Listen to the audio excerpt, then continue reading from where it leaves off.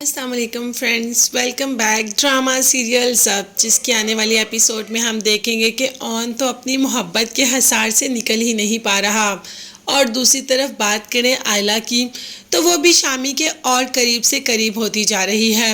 بھئی اب تو آفیشلی ایک رشتے میں بن چکے، نکاح ہو گیا، مگر پھر بھی رات کے اس پہر ایک دوسرے کے کمرے سے نکلنا یہ تو بہت بری بات ہے۔ نکاح ہوا ہے، رخصتی نہیں، اور اون نے ان دونوں کو رات کے اس پہر دیکھ بھی لیا۔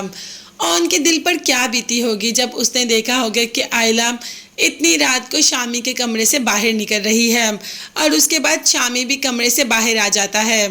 اب دونوں نے اون کو دیکھ لیا، مگر ان کو اس بات سے تو کوئی فرق ہی نہیں پڑتا۔ اون نے اور کچھ نہیں، صرف زویا سے بات کی اور زویا سے کہہ دیا کہ تم سمجھاؤ آئلہ کو کہ وہ کیا کر رہی ہے، یہ سب بہت غلط ہے، اگر گھر میں کسی کو بھی پتہ چل گیا تو بہت بوال مچ جائے گا۔ جس پر زویا نے کہا کہ اون بھائی، میں ہمیشہ سمجھاتی ہوں آئلہ کو، مگر جب بات آتی ہے شامی کی تو وہ سب کچھ بھول جاتی ہے، وہ کسی کی بات نہیں سنتی اور کسی کی بات نہیں مانتی۔ ابھی تو دونوں کی ماؤں کو پتہ نہیں کہ یہ کیا گل کھلا رہے ہیں، جیسے ہی پتہ چلے گا پھر ہنگامہ ہوگا، اور پھر پتہ چلے گا کہ ان کے نکاح کے بعد رخصتی ہوگی بھی یا نہیں۔ خیر اون تو اپنے دل میں سب کچھ چھپا لیتا ہے، مگر ایسی باتیں یا ایسی حرکتیں چھپی تھوڑی رہتی ہیں، ایک نہ ایک دن تو سامنے آ ہی جاتی ہیں۔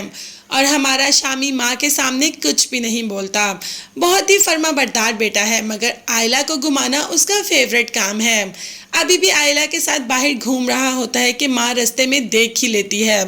اب ماں کو تو بے حد غصہ آتا ہے، اس کا تو بس نہیں چلتا کہ ابھی گاڑی رکوائے اور آئلہ کو یہاں سے نکلوا دے، مگر وہ ایسا کر نہیں سکتی کیونکہ وہ کافی دور تھے۔ سب سے پہلے گھر پہنچتی ہے اور آئلہ کی ماں سے شکایت کرتی ہے کہ تمہاری بیٹی کہاں ہے؟ تم جانتی بھی ہو تمہاری بیٹی شامی کے ساتھ گھوم رہی ہے، تم نے تو بہت کھلی آزادی دے دی اپنی بیٹیوں کو۔ خیر کافی باتیں کرتی ہے کہ آئلہ اور شامی بھی آ جاتے ہیں، شامی کا ہاتھ پکڑ کر تو یہاں سے چلی جاتی ہے، اور آئلہ کو چھوڑ جاتی ہے اس کی ماں کے رحم و کرم پر۔ ماں بھی آئلہ کو زوردار تھپڑ رسید کرتی ہے اور کہتی ہے کہ تم میری عزت کو کیا تار تار کرنے لگی ہو، تمہارا نکاح ضرور ہوا ہے مگر ابھی رخصتی نہیں، اور تم تو شامی کے ساتھ ایسے گھوم رہی ہو جیسے تمہاری رخصتی بھی ہو گئی ہو۔